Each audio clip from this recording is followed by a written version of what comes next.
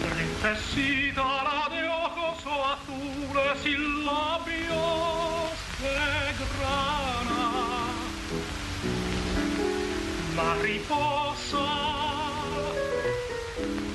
mariposa de lindos colores, florecía de alegre mañana.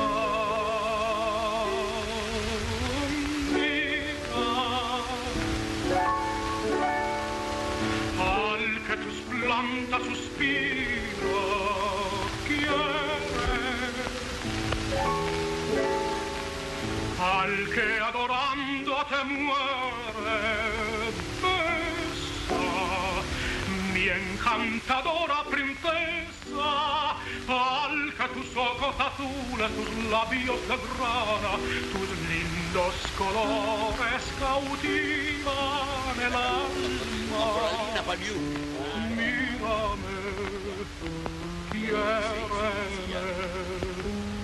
Lo conocí personalmente, ensayamos con él y me gustaba, observaba todo.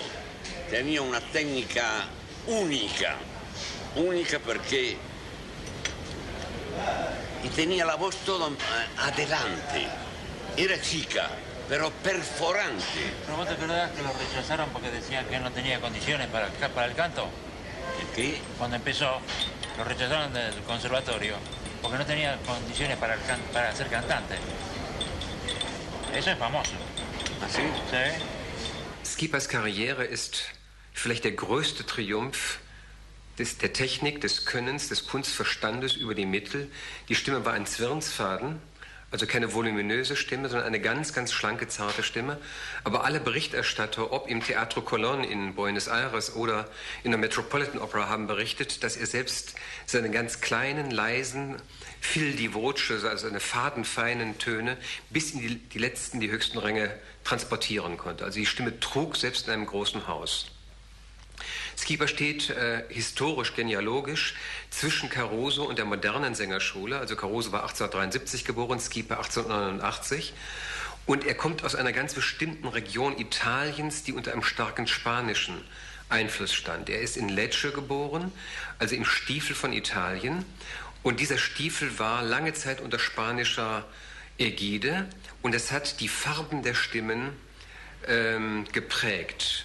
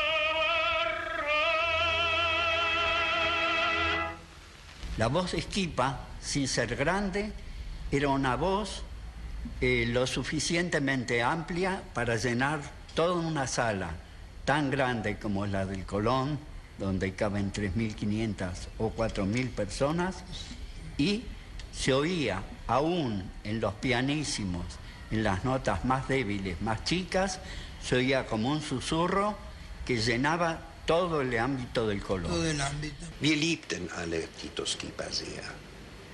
Wir waren alle mit ihm irgendwie sehr, ja, so gut.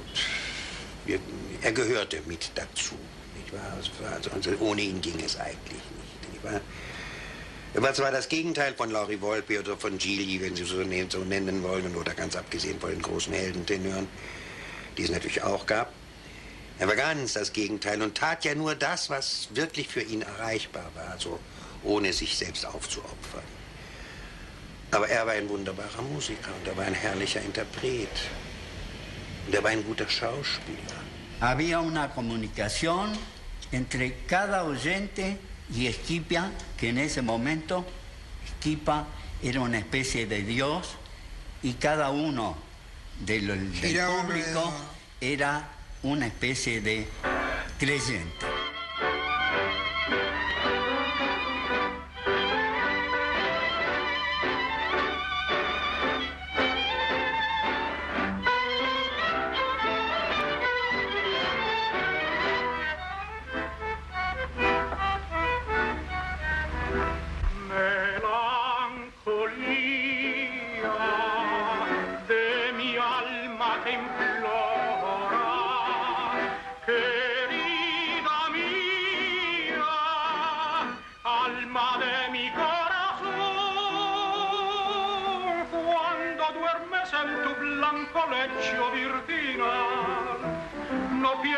En mi cruel destino lejos de ti.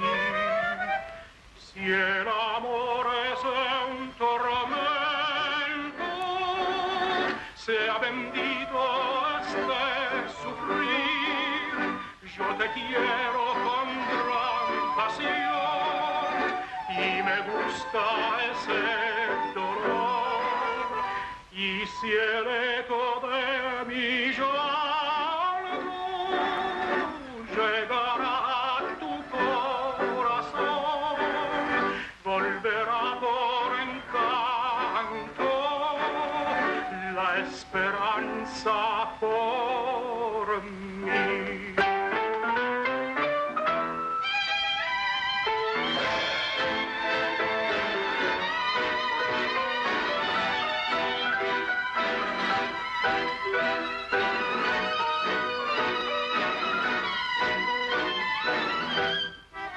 Schipa did not have a singing technique.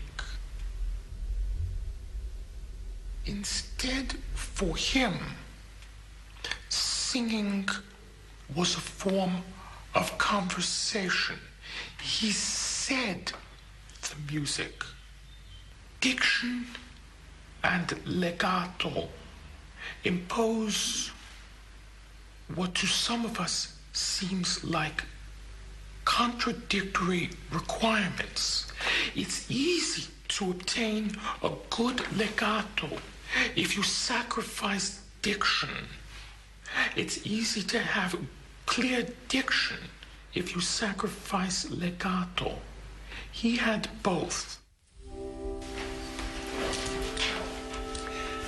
Ganz wichtig bei ihm eine Aussprache, die gleichsam vor den Lippen liegt. Man versteht jede Silbe. Tradurre si talor il sogno si levò a vol sull'ala d'or e sei tu, oh poeta, che posti a dir del cor l'ansia secreta. Da war wieder dieses Diminuieren zu hören, den Klang wegsterben zu lassen, aber nicht den Ton wegsterben zu lassen. Der Klang wird nur einfach weicher, inniger.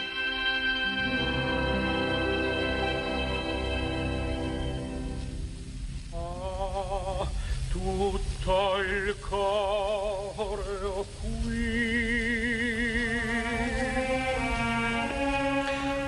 Und alle Halbvokale, also alle klingenden Konsonanten, R, M, L, N, Liquido-Nasale, werden bei ihm klingend ausgeformt, sodass immer die Brücke zwischen den Vokalen klingend bleibt. Ridesta.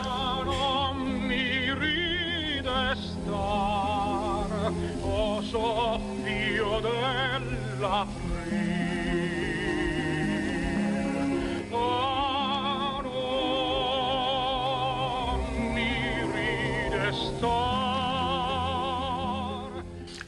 eine leichte Verlangsamung am Ende einer Phrase, um die Phrase ein wenig ausschwingen zu lassen.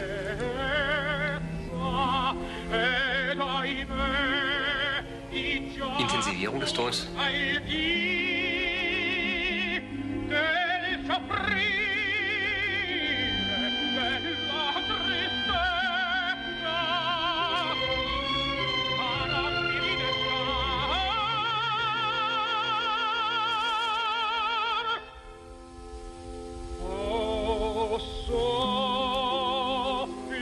Und jetzt eine Art Klangschleier.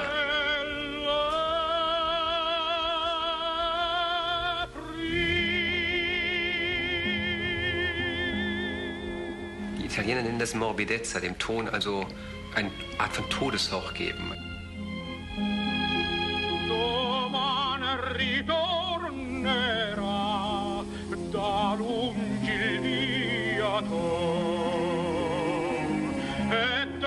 Passato ricorderà la gloria e il suo sguardo invano cercherà lo splendor e non vedranno più che lutto e che dolore.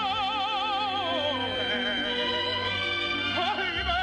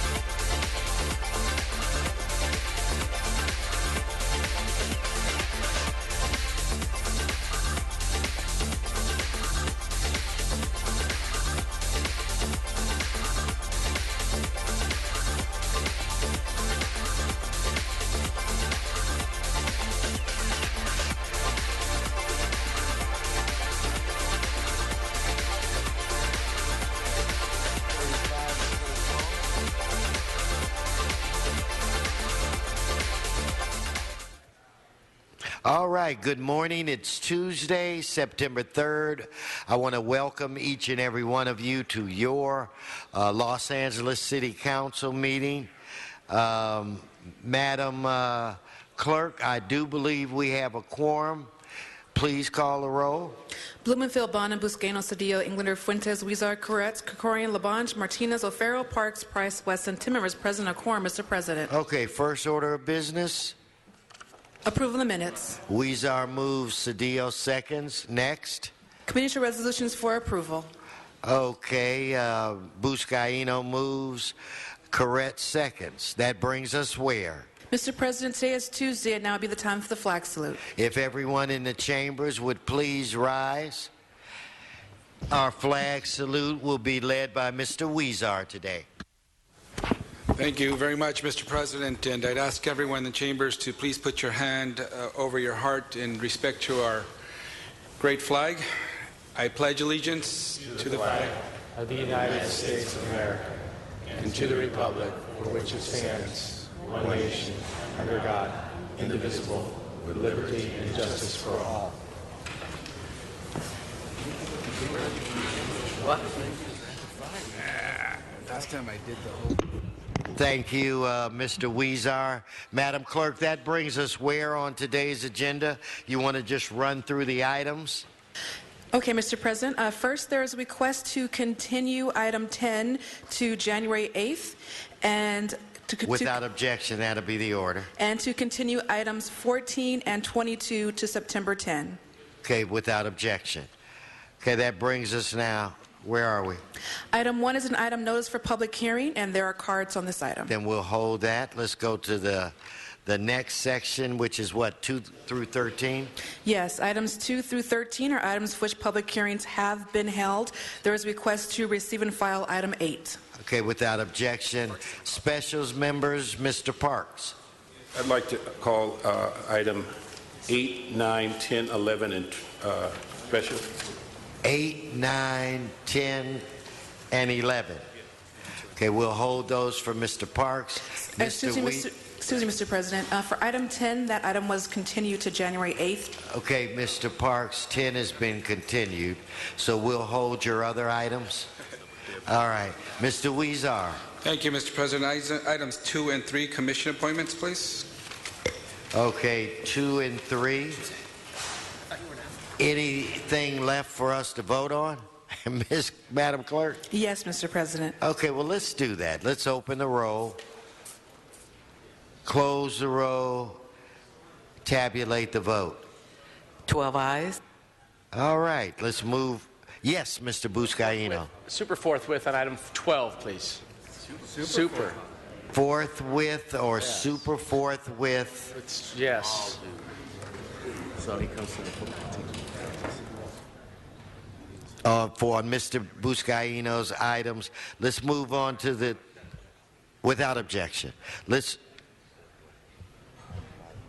item 5, forthwith as well. Next section. Items 14 through 26 are items for which public hearings have not been held. 10 votes required for consideration. Okay, without objection, those items are now before this body. Cards. Cards on items 16, 17, 20, 23, 24, and 25. Let's hold those items. Members' specials on the remainder. Seeing none, let's prepare to vote.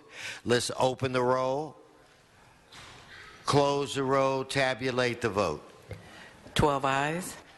Okay. That brings us where, Madam Clerk? On the supplemental agenda, items 27 and 28 are items for which public hearings have not been held. 10 votes required for consideration. Okay, so without objection, those items are now before us as well. Do we have cards? Yes, cards on item 27. Okay, nothing on 26? That leaves item 28. 28, I mean. Okay, members and those specials, let's vote on that item. Madam Clerk, open the roll. Close the roll, tabulate the vote. 12 ayes. Okay, that brings us where? Mr. President, that brings council to presentations or items called special. Mr. Labange, do you want to start us off? With that said, I defer to Tom Labange of the Great Fourth District. Thank you, Mr. President. Which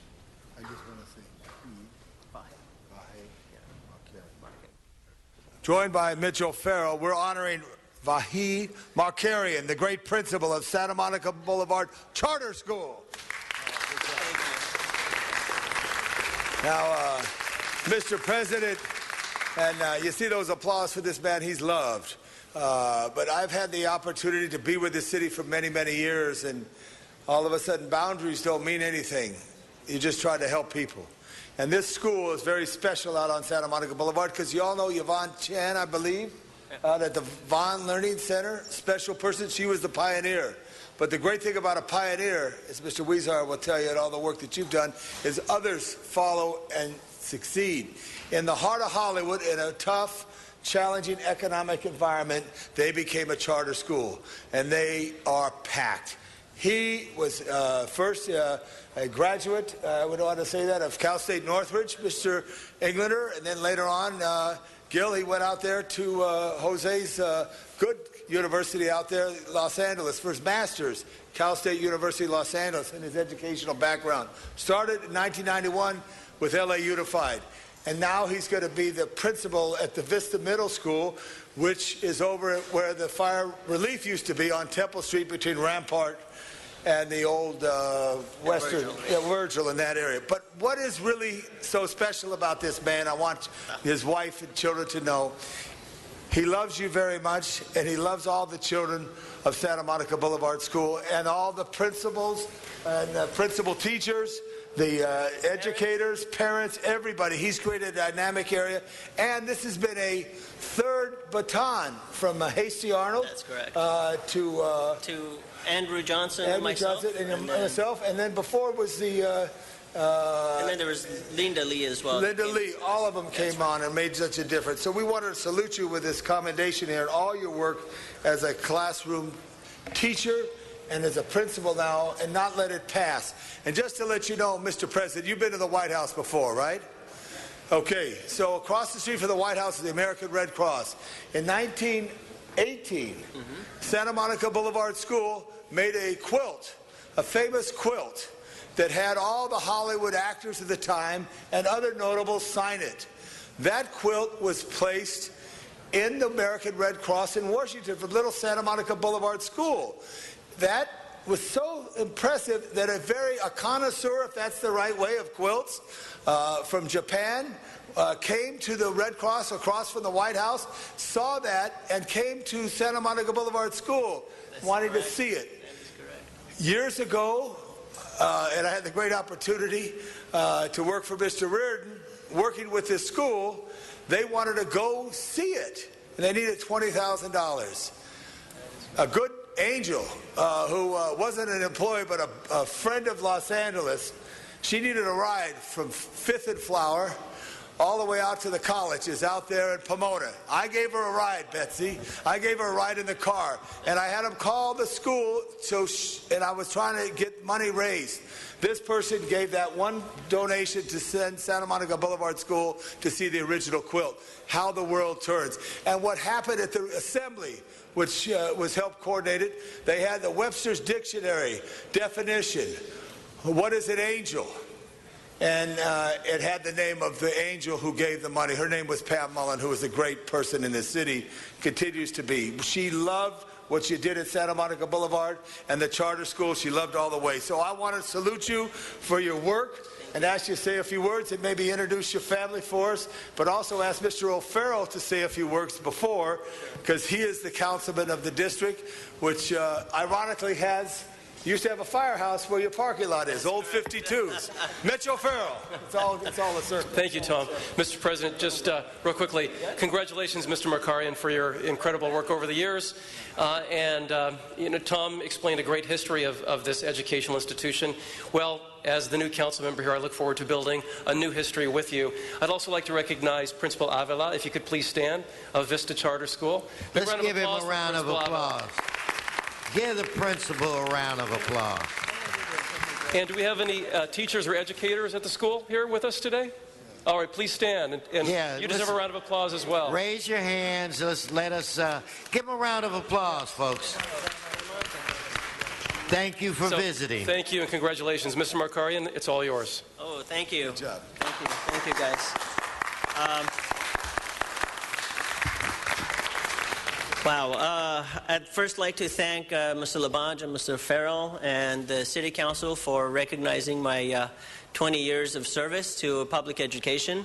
I'm glad to be able to celebrate this moment with my family, my mom, my kids, Alan and Aileen, folks from Vista Charter School, and teachers and parents from Santa Monica Elementary. Thank you for coming.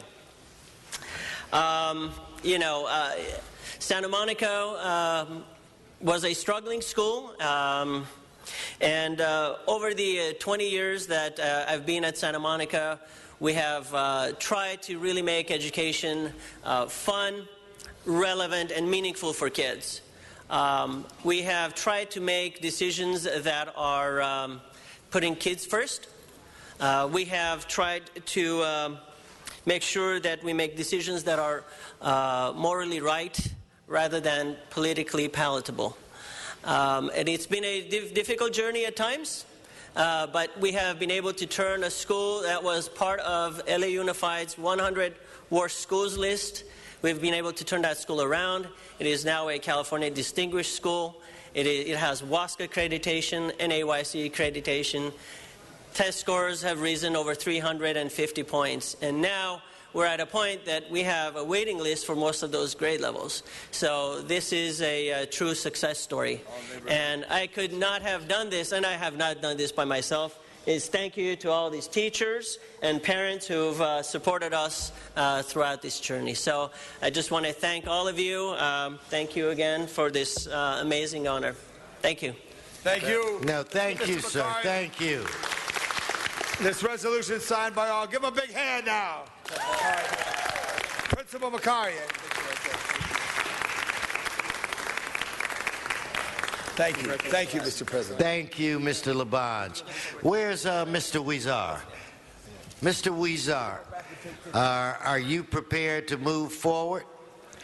I know that you held a couple of commission appointments, and if we could please take up, I believe it's item 2 first. One of my constituents, in fact, I have a crowd of constituents that are here today. We even have the mother of our colleague in Sacramento. I thought I saw Ruth. There she is. All right. Of Reggie Jones Sawyer's mom is here. Give her a round of applause. I tell you all this, Mr. Huizar, because I've known Gail forever, and these are my constituents, so let's get this done. I'm supporting you in advance, Gail. Come up to the center table. Mr. Huizar, you want to take 2 and 3 same time? Yes, let's take 2 and 3 together, please. We both have Ms. Gail Willis and also Mr. Steve Cochran. Ms. Gail Willis is recommended for the South Los Angeles Area Planning Commission, and Mr. Cochran is being recommended by the mayor for the South Valley Area Planning Commission. We heard both of these items in the Planning and Land Use Management Committee. We were impressed with both of their long careers. Ms. Willis, having worked at LAUSD for over 17 years now, very active there, and Mr. Cochran has a long and distinguished career in public service. So if I could ask both of you to briefly state your name and interest on either continuing to serve on this commission, as is Mr. Cochran's case, and your interest, Ms. Willis, in serving on this commission. Thank you, Council Member. My name is Gail Willis, and it would be a distinct pleasure for me to serve on the South LA Planning Area Commission. I do appreciate your vote of confidence. I look forward to working with the mayor, the city council members, and the citizens in Los Angeles to help rebuild it. Thank you very much.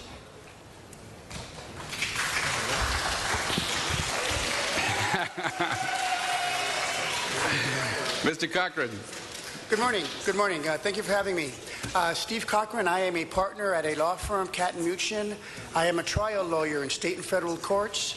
I was an appointee of Mayor Villaraigosa to this commission. I appreciate the reappointment. I'm glad to serve. And please call upon me for anything else that you think might be appropriate. Thank you for having me. Thank you, Mr. President. We had a number of questions for them in committee, and if any council members would like to ask questions here, otherwise we can move forward and have them start their work. Okay. I ask for your aye vote. Okay, we're going to vote on both of these measures at the same time. And Gail, we're not going to hold it against you that you brought John Harris. So we're giving him an exemption. He's welcome today. So let's open the roll, close the roll, tabulate the vote. 15 ayes. All right. Congratulations Thank you so to much. both of you. Thank you.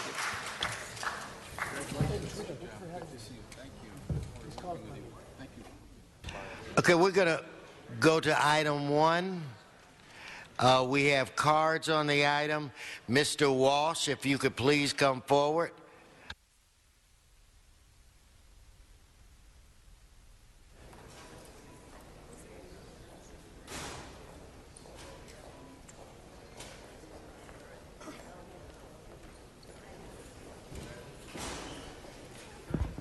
John Walsh, blogging at Hollywood Highlands, HIGHLANDS.org, or just go to J. Walsh Confidential. Item 1 is an important item, and we 100% support item 1, HollywoodHighlands.org. Thank you, Mr. Walsh. Let's prepare to vote on these items. Let's open the roll.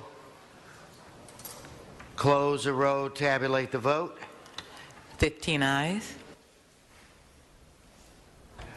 Item 16, we're going to call on Mr. Walsh again.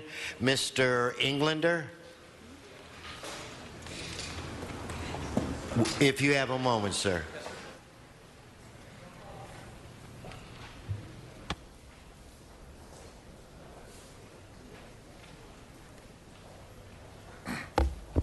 John Walsh, HollywoodHighlands.org, 100,000 server requests a month. Not too sure about item 16. This concerns a categorical exemption. If the people out there who I'm talking to in the audience, the 70 or 80,000 out there, categorical exemption means they got to deal with their city councilman. And they don't have to follow the rules. Now, if you want a deal from your city councilman, don't call him up. Call up the treasurer of his account and put in some money. And it's perfectly legal, incidentally. And that's what these people, this incidentally just happens to be 1714 South Vermont. Remember, from now on, the people at 17 South Vermont are not under the rules you are. They're under the special rules that are just going to be voted 15-0. HollywoodHighlands.org. Great, thank you very much. Seeing no other members on the queue, go ahead and open the roll, close the roll, tabulate the vote.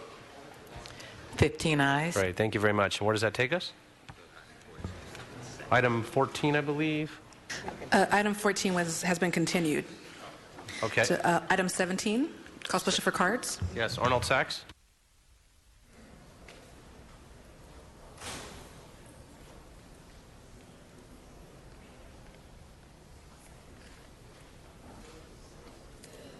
Yes, thank you. Good morning, Arnold Sachs. My question is concerning this item, and again, it's another street. Two questions, actually. When you and Councilman Buscaino made your report about the Save Our Streets in L.A., it was mentioned, and I don't remember exactly who said it, Councilman Buscaino mentioned 9,000 lane miles of failed streets in the city, so we'll be adding to that inventory. And then somebody mentioned again, Councilman Buscaino mentioned 6,000 center lane streets. So does this dedication become a center lane street to add to that inventory? And additionally, Councilman Bonin had a problem with some streets in his district, saying that the public had to pay for the curbs before the streets could be repaved. Does this dedication include the curbs so the streets would be paved, or does the public have to pay for them also? If you want to go ahead and stay up here on item 27. We're going to go ahead and take you on, okay, you pass on 27? No, I didn't get a document. Okay, your clock's going to start running now on 27. So you walked away from the podium.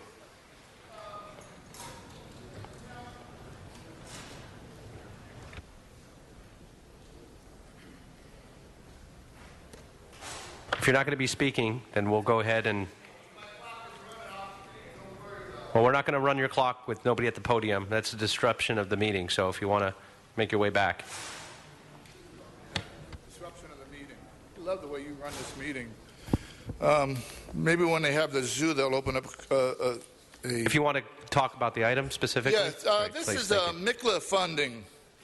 And I bring this up because, you know, the MTA started a nonprofit for the Crenshaw line. And they based it on information that the city has its MICLA, municipal insurance, the bonding, and the county has two bonding situations where they don't have to have the public vote.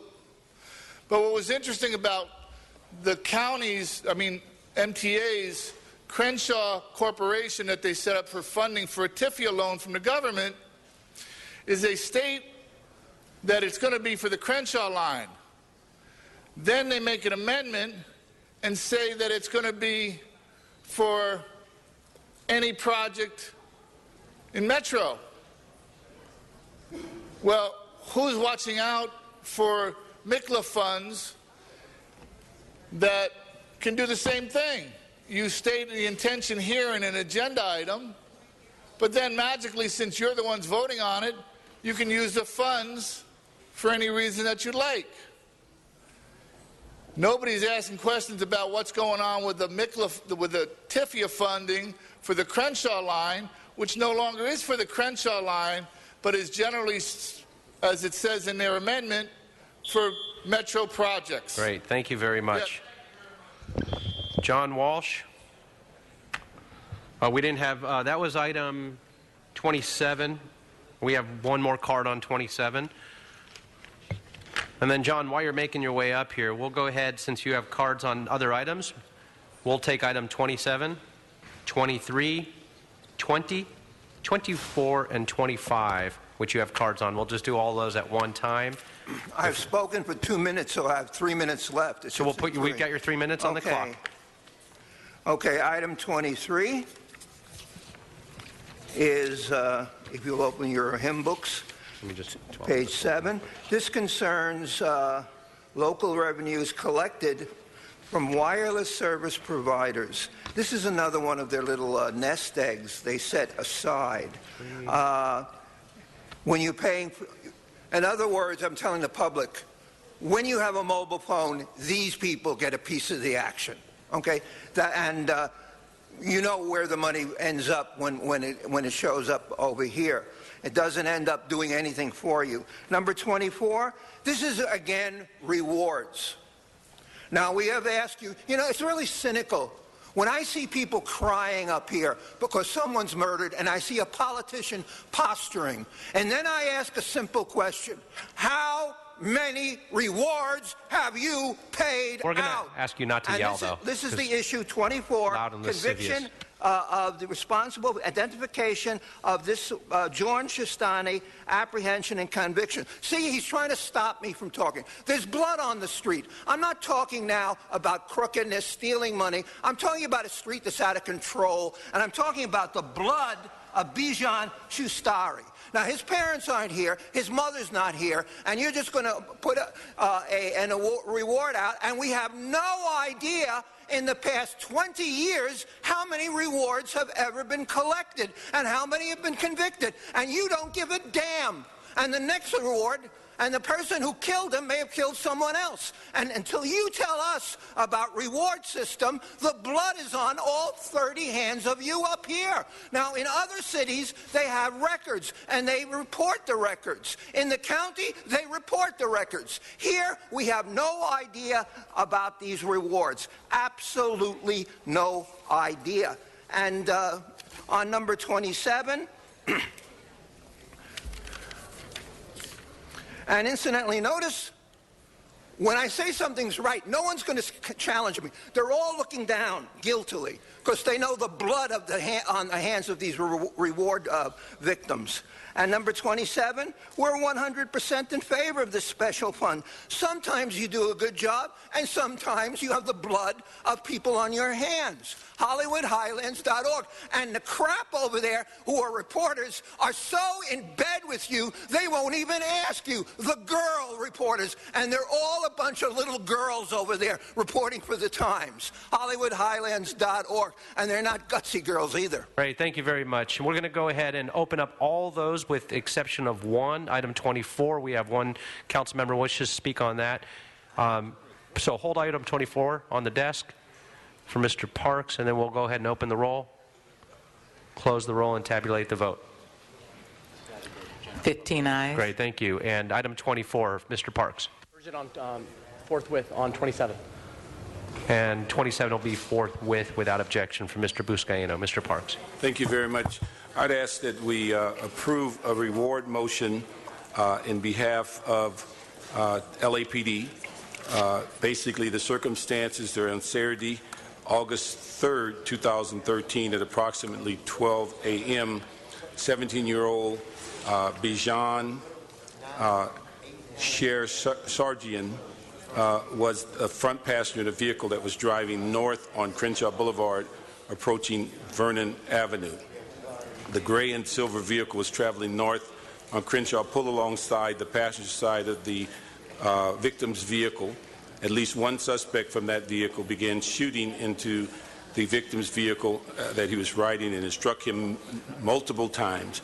He was transported to Cedars-Sinai Hospital, where he succumbed to his injuries on August the 5th. We ask that anyone having information about this case contact Detective Paul Funcello, our police officer Matt Courtney at the Criminal Gang Homicide Division, and there's a $50,000 reward. That number is 213-485-4341.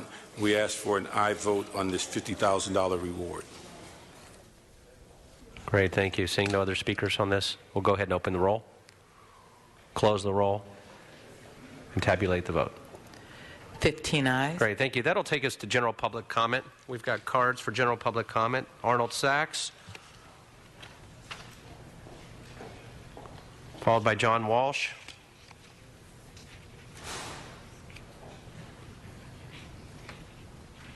And then Michael and Sid.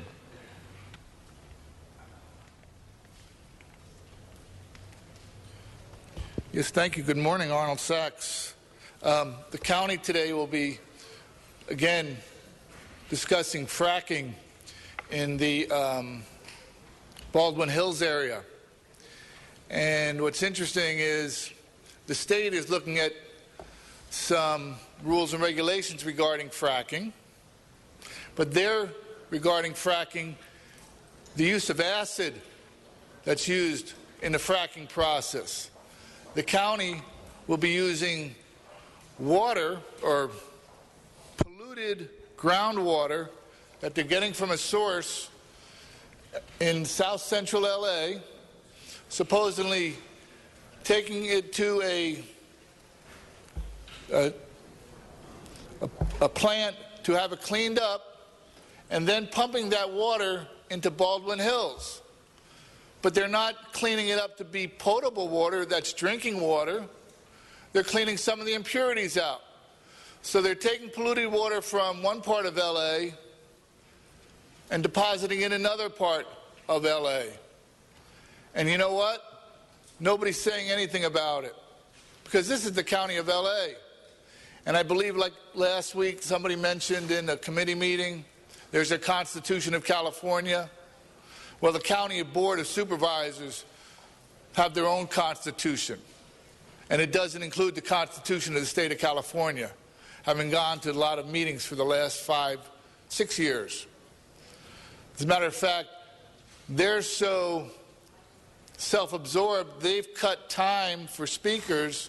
They talk about voting rights, but they've cut time for speakers' voters' rights to be heard on issues on a consent calendar that could have 50 items to 3 minutes. It's ridiculous. But the council's working on it too. Thank you very much. And John Walsh. John Walsh, blogging at HollywoodHighlands.org. New posts up every day. We want to have you join our new committee. This is the committee to elect Antonio Villaraigosa mayor of San Diego. We put it on our website. He like anybody else, if he moves down there, he can run. We want Antonio Villaraigosa to be mayor of San Diego. Notice how the city has gone to hell and out of control since we got our new mayor. And foster children. There is a plea for foster children, particularly for black children who whites and browns do not want to adopt as foster children. The mayor has adopted, as you know, 7 foster children. He gave them all back. They were all non-African American. We're asking the mayor and the city council, every one of you, to help out the county and adopt a foster child. We're hoping that Herb Wesson is not smoking in the back. He hasn't told us exactly what has happened in his attempt to stop smoking. We'd also like to point out, as you know, we had someone murdered on the Hollywood Walk of Fame. LAPD, we're going to double and triple the cops. That was 4 weeks ago. We had someone stabbed to death yesterday. We're going to double or triple the cops on Hollywood Boulevard. I speak to every tourist on the planet Earth. Do not come to Hollywood. Your life is cheap there. People, the gangs control the street.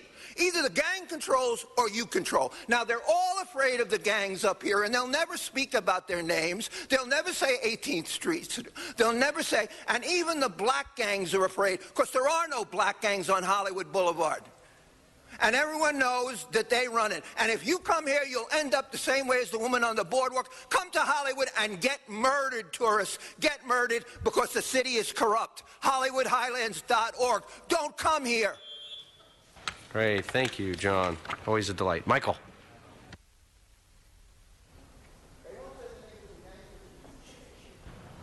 Michael Pelly? It's Pell. Pell. Oh, that's an LL. I apologize. Looked like an LI. That's all right. First off, I'd like to welcome all the new councilmen and thank you for your service. And since tomorrow night starts Rosh Hashanah, I want to wish everybody a good, blessed year of my fellow city employees, thousands in attendance and the millions watching on Channel 35. And to remind everybody that Lashana Tova, which is the Hebrew for good year, is not the same as Happy New Year, because happy is an emotion. Good is a concrete thing, and everybody should have a good year, both materially and spiritually. I yield back the balance of my time, like they do on C-SPAN. Great. Thank you very much. Sid, good morning.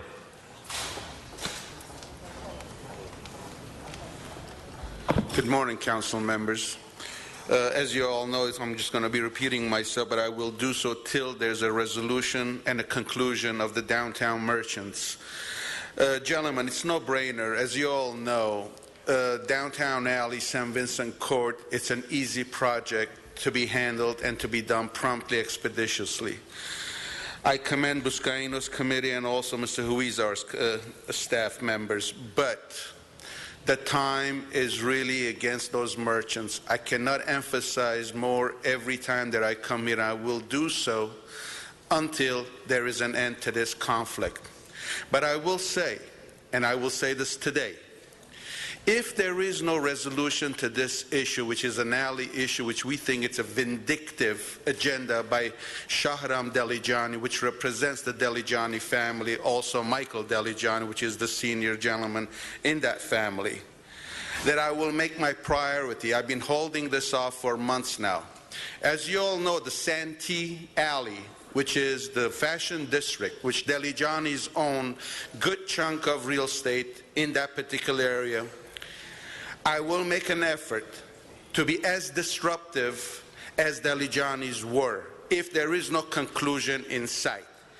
If he thinks he's going to shut down a 300-foot alley which these lawmakers looked away for years, no fault of their own, and we're prepared to spend our own money, ready to do the construction, and there are stumbling blocks. Mr. Shahram Dalijani, I will make my effort to bring down more than 4,000 to 5,000 complaints and to shut down the Santee Fashion District. And then let me see your council members how you're going to react to that. This can be done without these disruptions, and I will hold. Thank you. Great. Thank you very much. Brian Barajas. Good morning, Brian. Hey, good morning. All right, look, I got a LaRouche opposes any military action. The danger of thermonuclear war is too grave. But I have something else on the website, LaRouchePAC.com. Now, this is in order to break from thermonuclear World War III. The American people, their representatives, must get in their bones. Nuclear NWAPA 21, water cycle productivity, Pacific development, nuclear complexes, fusion crash program, human evolution. Now, these are documents in order to uplift, shall we say, the population around the world. Now, this is a moment of history, I think, because once this president of the United States is impeached for the crimes of killing the future generations and for the subjugation of human beings with the oligarch principle, which, of course, the British Parliament has stuck their right authority over the British Crown, it means that we're making history. And it only takes just a small number of people to lead this future that we're going into. Once this president and anybody like him or her that takes us into thermonuclear World War III, which General Martin didn't see, our general, the Joint Chiefs of Staff, has made it very clear. This is act of war. So we need to make a declaration. I, as an American citizen, am declaring a declaration against this tyranny. That's from a historical standpoint. Great. Thank you very much. And let's thank our transcribers for transcribing that last public comment as well. With that, we've got items, I believe, 8, 9, and 11 left on the desk. Are we ready for those? We'll go ahead and take item 8. So item 8, call special by Councilmember Parks. Mr. Parks. Thank you very much. Colleagues, on this item, and I'd ask while I'm talking, have the ITA staff here. I think it's been resolved if you've turned on your TVs as of yesterday and saw Channel 2 and 9. But I think it's important that we have ITA staff come up and give us, because we've had so many questions about how did this happen, what's the impact on the city, what's the jurisdiction of the city, and I'd ask Mr. Imperial to kind of give us an overview of what the conflict was, to also comment on whether it has an impact on our city revenues, to also look at the issue of the city's authority, what the FCC's authority, just give us an overview quickly so everybody's aware, and you've provided them a little handout that they can follow your presentation. Yes. Good morning, council members. William Imperial, Information Technology Agency, Telecommunications Regulatory Officer. Thank you, Councilmember Parks. In regard to the ideology of this issue with CBS and Time Warner Cable, it came about because every 3 years a local broadcaster has to elect to either allow a cable operator to transmit its signal for free, it's called a must-carry rule, or to elect to seek compensation for carriage of its signal. That's what CBS did in this situation. So Time Warner Cable and CBS commenced negotiations, and on August 2nd, 2013, just last month, Time Warner Cable and CBS apparently reached a wall, and the signal went off. And that dispute came out of the Federal Communications Act that allows a local broadcaster to seek compensation. With regard to the city's authority, the city has no legal authority, and I was going to ask someone from the city attorney's office to join me on this, but they have issued that opinion to ITA formally that the city has no legal authority, but is not prevented from making comment or seeking resolution to or through the Federal Communications Commission. The Federal Communications Commission does not normally get involved in these disputes if the parties are negotiating in good faith. And that's what was occurring, and the FCC had not stepped in. Again, the Federal Communications Act does limit the authority of the FCC in some ways, and it's unclear going forward where these retransmission consent disputes will end up, if they do end up, again, in disputes of the nature that we just saw with Time Warner Cable and CBS. With regard to the fiscal impact on the city's revenue, the city receives a 5% gross revenue franchise fee from the cable operations of our cable and TV, cable TV and video TV operators. Video TV operators are the telephone companies that operate what otherwise would be cable systems. And that 5% franchise fee to the city is about $30 million in total per year. From Time Warner Cable, we get about $24 million a year in that 5% franchise fee. We also get a 1% public educational and governmental access fee that's limited to capital cost use only by the city. It's unclear, it's uncertain what the fiscal impact is at this time. We collect these fees on a quarterly basis, and we will be monitoring the difference between the two. We have outside auditors that we use to audit these cable companies routinely, and we'll be working with them to find out, and we can report back to you on that. Let me just ask the follow-up, is that on the revenues, that's based on, when I asked the question is whether a large number of people leave Time Warner, that could make an impact on our overall funds?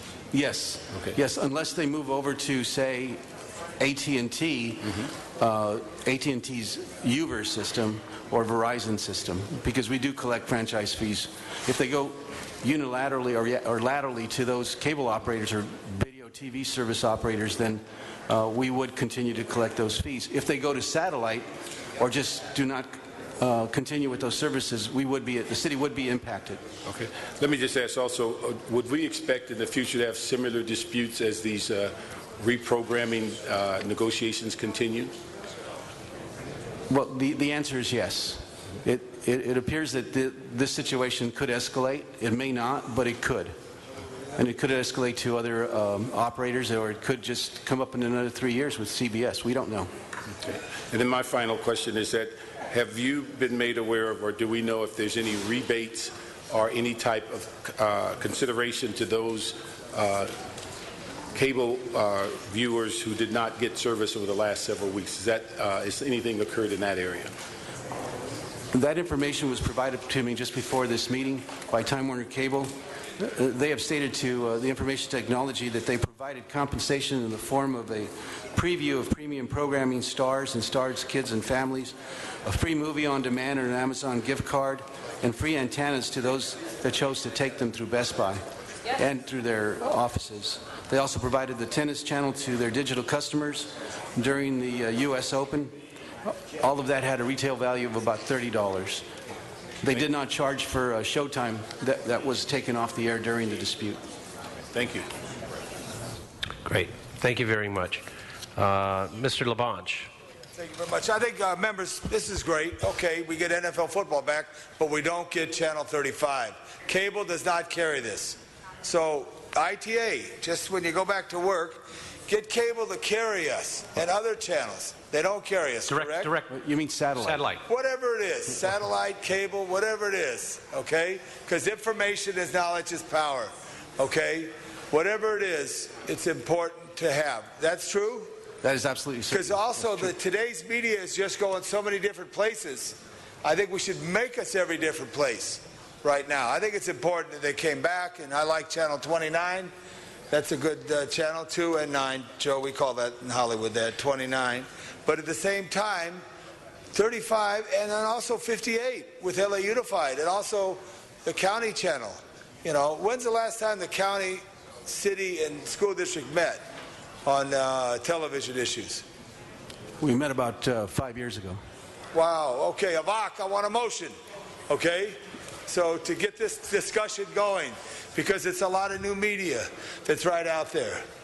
I want to thank you and all of ITA, because this has really had because I do meet people in the community who don't come down and testify, but who enjoy watching it. I want to say hello to B. Lavery, who is the former protocol chief for Mayor Bradley, who watches this show regularly. She was the chief of protocol, did a wonderful job.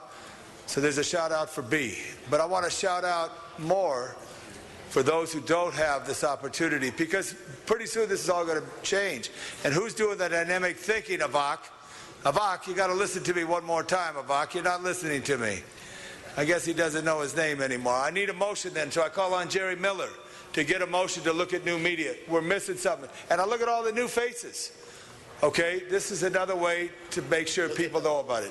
Look at the old face. Thank you. My time's over. Right, thank you, Mr. Hollywood. And thanks for, by the way, Mr. LaBonge just had the Made in Hollywood ceremony that he hosts every year. Thanks for doing that. Mr. Fuentes, unless Mr. LaBonge already covered your comments, you're up. No, he didn't, Mr. President, but thank you for asking. So I've got a question for you. The question was made by the maker of the motion about what kind of influence the City of Los Angeles has over these franchise agreements. Can you help me understand, both before and after the Digital Video Infrastructure and Competition Act of 2006, what kind of leverage did the City of Los Angeles have over these franchise agreements? In regard to this retransmission consent dispute, the City of Los Angeles did not have any authority, even under local franchises. Only the FCC, Federal Communications Commissions, the FCC, had that. We did have a robust local franchise or franchise scheme in place before it was preempted to the state under the Digital Infrastructure and Video Competition Act of 2007.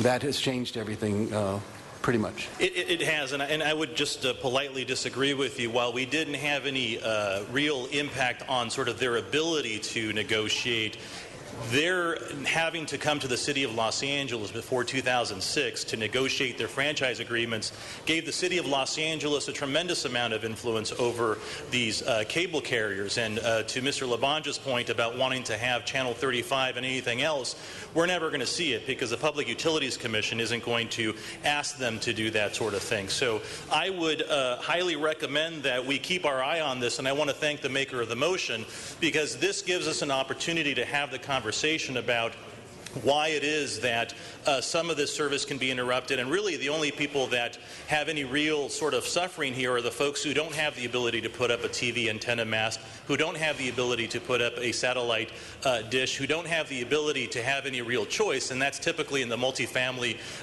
apartment settings. Everybody else does have a chance to do something different like I did, which is cut the cord, put up a TV antenna. I get all of my information that I want over the internet. I stream what I want, when I want, and pay for half as much. So cut the cord. Thank you. No more speakers on the queue. I believe, Madam Clerk, we can receive and file this item. So without objection, that'll be the order. That now brings us to item 9 that was called special by Mr. Parks. Mr. Parks, item 9. Thank you very much. On item 9, it's a motion that is dealing with a very serious issue on many of our communities that deal with fracking.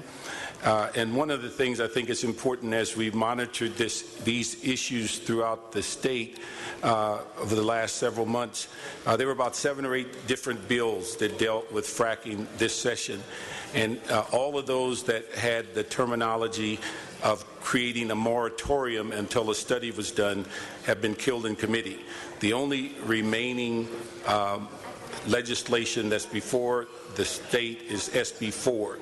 And in this motion, what we're asking for is to approve it if amended. And we've added a number of what we think are safeguards to add into the study to ensure that there is language that assists communities, that there creates more transparency, that separates the issue of dealing with the trade secrets versus information that may be available. Also ensuring that the seismic impact of fracking is thoroughly evaluated in addition to the other risk factors that are dealing with health. And then also that we want to ensure that the best management practices that are available in this area are certainly being used, and all of the full weight of CEQA, and then also just fully give the opportunity for input from the public. We've also are putting a motion forward today following a small city in New York that basically has found that this issue of dealing with fracking on the state level normally takes on a responsibility of looking at the type and health measures around fracking, but local communities still should have the right on dealing with zoning and also dealing with land use as it relates to fracking. And it's a very successful case in New York to show the small township has done that and is moving forward. And so we have a motion today to add to this support of SB 4, but also looking at another way in which the City of LA, through its own land use, can make an impact on fracking. As you know, the concerns are not only the loss of structure on property, but also the potential of acid and a variety of other chemicals being left in our water table, and also a variety of things that could be harmful in the community. And so, and then particularly when we think about many of these oil fracking situations occur in seismic areas, which then causes us to be even more concerned that these tiny tremors caused by fracking could then turn into a larger earthquake. So that's the kind of thing I think we need to look at, but it may be in our interest to hopefully move forward quickly in looking at whether land use is our best alternative. Great, thank you very much. Mr. Koretz. Thank you, Mr. President. If a group of people poisoned millions of gallons of California's water while nobody was looking, I expect we would normally label it terrorism and call in the troops. Yet that's what's happening in California with fracking right now. The latest, greatest idea to come from the petroleum industry is called acidizing, where they force hydrochloric acid down a well in order to dissolve rock to get to the oil and natural gas. Now, I don't think anyone here thinks that's a good and safe idea to dissolve rock in earthquake-prone Los Angeles. On the one hand, the state water boards are telling us we need to spend billions of ratepayer dollars to build 2 gigantic tunnels to give Southern California access to more water. On the other hand, we're allowing unregulated activities like fracking and acidizing and gravel packing to go on, which turn millions of gallons of water per well into toxic sludge. We're told that one strong earthquake could level the Bay Delta and contaminate our water supply with salt water. Yet we're allowing an activity which the U.S. Geological Survey has definitively said has caused earthquakes in Ohio, Texas, Oklahoma, and Arkansas so far. Now, what we need more in the economy than access to oil and natural gas are the following: clean, drinkable water. The Sierra Nevada snowpack is at its lowest in a 100-year history of the LA Aqueduct. We need to do everything in our power to protect our water supply. We need clean, breathable air. We need ground which doesn't subside and destroy our homes, and ground which doesn't shake and destroy our cities. And we need predictable weather patterns. The climate crisis is here and real. There's more than 50 fires burning across 13 states. The Midwest has spent much of 2013 underwater, as has the South. Now, I'm not going to oppose Senator Pavley's bill. I respect her leadership.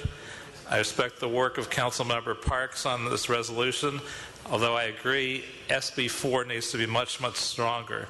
But tomorrow, Councilmember Bonin and I will be introducing a motion to put a moratorium on fracking and acidizing right here in Los Angeles until it's been proven safe for the reasons mentioned above.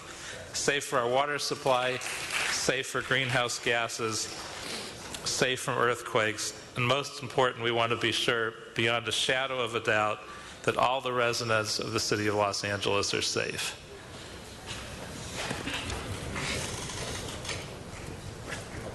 Mr. Blumenfeld. Thank you. I rise actually to echo the sentiment of both of the council members that we've just heard. I don't think they're incompatible at all. I think it's critically important that we look at fracking as a real health risk, as Mr. Perez very eloquently described. In fact, just several months ago when I was in the Assembly, I was one of only 35 members to vote for a ban, a moratorium on fracking, which is ultimately where we need to go. But we weren't able to get the votes for that. There's only 35 of us were willing to do that. So what's next? If we don't have the ban, we need to regulate. We need to make sure that it's regulated in the best possible way, and that's what Senator Pavley's bill is going to do. That's what Mr. Park's motion is putting us forward. So it's not incompatible to want to regulate and to want to ban at the same time.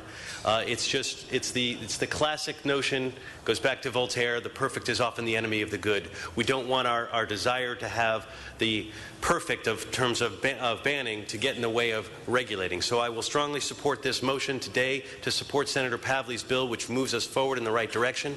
And then when the ordinance comes up tomorrow by Mr. Koretz and Mr. Bonin, I will strongly support that as well. And I find that fully consistent with my position in the past of supporting bans on fracking, as well as my position of trying to push for strong and stringent regulation. Great, thank you. And Bob, see, here you only have to count to 8. It's even easier. Mr. Labange. Thank you very much. I just wanted to say, Mr. Parks, we all must remember, too, that this boundaries of fracking know city limits.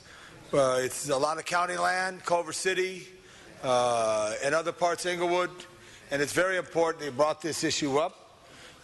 Especially in the urban area. We will have another earthquake. Preparedness is so important for us, so that we need to know. The unbelievable dynamic that's changed north of the border in Canada, though, in Calgary with this method, has really accelerated the world economy as far as Houston and Calgary together and all these other impacts. So the pressure's on. We must protect the urban area. There will be another earthquake. Water is the most important, precious thing we all need. This is the 100th anniversary of Mulholland's Aqueduct, and it's the lowest flow for the Owens Valley this year. So a lot of good points here, but especially in the absolute urban area, because what we do is affect this. And we should also check out what Culver City's doing and get some partnership. I don't know, Mr. Parks, are the other cities rallying around your motion? Okay, so that's just an idea with the county as well. Thank you.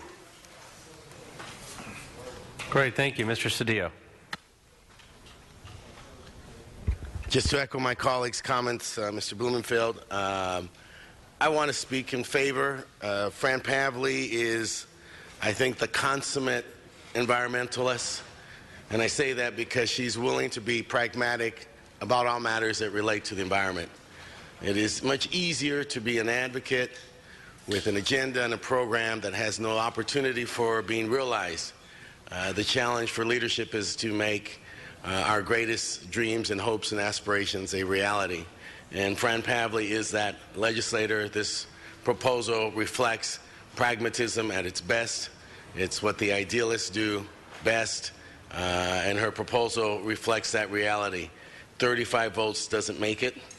41 and a signature does.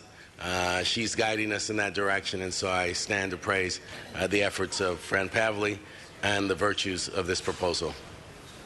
Great. Thank you very much, Mr. Cedillo. Seeing no other members on the queue, go ahead and open the roll. Close the roll. We'll tabulate the vote. 15 ayes. Great. Thank you very much. Unanimous. And the next item. Item 11, call special by Councilmember Parks. Mr. Parks. Can we do forthwith on the last one? Forthwith, without objection. Okay, thank you. And on number 11, this is an issue that came before the legislature last year, was approved by the legislature, vetoed by the governor, almost an identical legislation. This is where there is an effort to legalize the sale and the growth of hemp in the state of California. And I think the issue, as reported by the California Chiefs and also the Narcotics Association and dozens of folks in that business that they don't view this as a positive for the state of California. The one saving grace on this issue is that it requires the federal government to approve it, and the federal government, at least at this time, appears unlikely to do so. But I think one of the things that should be of concern to you on particularly moving forward to support the committee report, to support it, as opposed to my motion to oppose it, is that there is no criminal lab in the state of California dealing with law enforcement that can analyze the degree of THC in hemp. And although the legislation requires the grower of this product to do their own independent assessment before creating it into a product, what a concern would be is that those that use the hemp market as a cover for selling and growing marijuana, if upon being arrested in recovery, it would require the law enforcement agency to do analysis on the hemp to determine the level of THC, and no lab in the state is equipped to do that. And so I think that's a major concern on this legislation. If it passes, we hope that the governor vetoes it again, but it puts law enforcement in a major critical concern is whether they can service this particular growth, because in the wild, hemp and marijuana, it looks identical. You cannot determine or separate it. They have done a great job in trying to safeguard some of the issues in this legislation by saying if it's off of the farm, it's considered marijuana, but they did not cover the important issue is if a hemp grower uses that as a cover for marijuana, who's going to analyze it, who's equipped to analyze it, and at this time, law enforcement is not. And so my recommendation is that we either follow the CLA's report and receive and file and take no position, or we oppose it. I don't think it's in our interest to support what could be the cover for additional marijuana usage or growth in the state of California. Thank you very much. Mr. Blumenfeld, followed by Mr. Koretz, followed by Mr. Labange. Thank you. Wanted to support the motion that's putting forward here, and just sort of tell you a little bit of background and respectfully disagree with some of the comments that I just heard. In terms of the veto by the governor on this measure, the identical measure that was passed a couple of years ago, the governor's veto message was actually very clear. It expressed support for it except for the federal piece. And in this new measure, they specifically had the language about upon federal approval. So given the governor's message, I have every expectation that he will sign this legislation, and I think it's probably a good thing. I initially, I remember this bill well because I sat through several committee hearings in legislature when this was put forward, and it was concerned about the issue that was raised about can farmers tell the difference, or can law enforcement tell the difference between the hemp and the marijuana plants. And they actually brought in all of these photographs, and it was very clear the difference. Hemp is these large, stocky plants versus marijuana, which is smaller and leafy.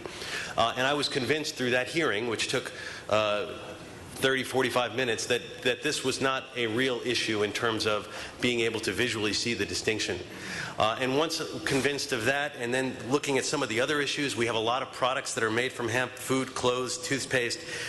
Californians import these products every day, and we ought to be able to make these products locally in California as well. So from my perspective, and I did vote for the bill that got vetoed, but now that the part that is being corrected of that bill has been changed, I don't see any reason why we shouldn't either support this bill or at best be neutral on it, because it's not a specific LA City issue. But that's why I arise in support of this bill. Great, thank you very much. Mr. Koretz. Thank you, Mr. President. Well, while the opposition's concerns are valid, I think SB 566 addresses them. Growers will have to register with their county agricultural commission. Hemp will be required to be grown on plots of at least 5 contiguous acres, and signs must be posted. Prior to a harvest, farmers will be required to obtain a laboratory test from a federal DEA registered laboratory indicating the THC content of their crop.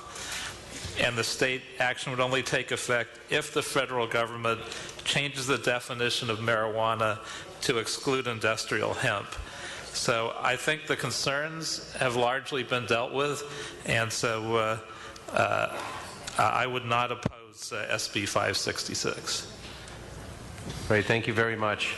Mr. Labange. Yeah, I seconded the motion to get it on the floor, but I would just like to rise. I think the whole state should take a little time out to see what we're doing on the issue. I do believe in compassionate care and all the needs that someone has, but I think it's not. I'd like to take a time out, so I'm going to support Mr. Parks on this issue here. I was shocked to hear the fire managers of the Rim Fire state that it may have started near a grove. I don't know if anybody heard that, a news report. Up in the counties where the Yosemite area fire was.